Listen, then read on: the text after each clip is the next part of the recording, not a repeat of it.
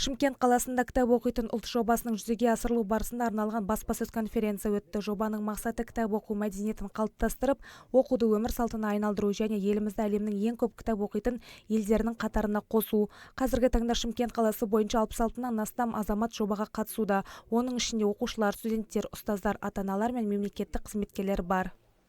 Шымкент қаласында кітап оқитын ұлт жобасы пилоттық режимде жүзеге асырылып жатыр. Жоба мемлекет басшысы Қасым-Жомарт Тоқаевтың ұлттық құрылтайда көтерген бастамасын іске асыру мақсатында қолға алынған. Жобаны іске асыру мерзімі 2025 жылдың қыркүйегінен 2026 жылдың сәуір айына дейін жалғасады. Кітап оқитын ұлт жобасының Шымкент қалалық кеңсе жетекшісі Ақан Беспаевтың айтуынша, өңірдің пилоттық аймақтар қатарынан табылуы қала жастарының белсенділігін және мәдени деңгейін көрсетеді. Биыл Шымкентте басталған бұл бастама алдағы уақытта еліміздің барлық өңірлеріне үлгі ретінде ұсынылмақ. Шымкент қаласында бүгінде бастапқы болжамдық сан бойынша 30 мың адамды қамту жоспарланған. Бірақ біз тіркеу уақыты аяқталды. Бірінші слайдты шығарсаңыздар, өтініш. Бізде жалпы қаламыз бойынша 66 502 адам жобаға қатысуға тіркелді. Нақты.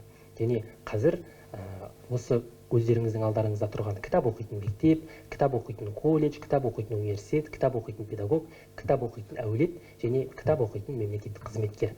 6 бағыт бойынша. Осы 6 бағыт бойынша 66 502. Егер бағыттарды бөлек беретін болсақ, алдымызда бар 26 мыңнан аса мектептің оқушысы, педагогтарымыз 6 мыңнан асады тіркелген, кітап оқитын отбасымыз 15 мың, адам саны, колледжден 8 мыңнан аса студенттеріміз, университеттің 9 мың, 10 мыңға жуық университет студенттер және 546 мемлекеттік қызметкерлер осы жобаға жүлделі 10 миллион теңгені иелену үшін бақ сынайтын болады. Енді негізгі бір айтқым келетін дүниеде бұл жерден де миллион теңге кітап оқысаңыз ұтасыз деген дүниелерді айтқымыз келмейді. Басты мақсатымыз бір ұлтты шынымен мына жердегі жазылып тұрған кітап оқитын мектеп, ол дегеніміз кітап оқитын оқушы.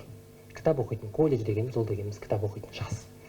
Айта кетейік, жобаны үйлестіру үшін қалалық деңгейде жауапты тұлғалар бекітіліп, әр мектепте, колледжде, университетте оқырман клубтары мен кітап бұрыштары ашылды. Бұл орталықтарда пікірталастар, авторлармен кездесулер, әдеби кештер мен кітап алмасу акциялары өтеді. Әдістемелік орталықтың жетекшілігімен оқырмандарға арналған нұсқаулықтар, викториналар және оқу күнделіктері дайындалды.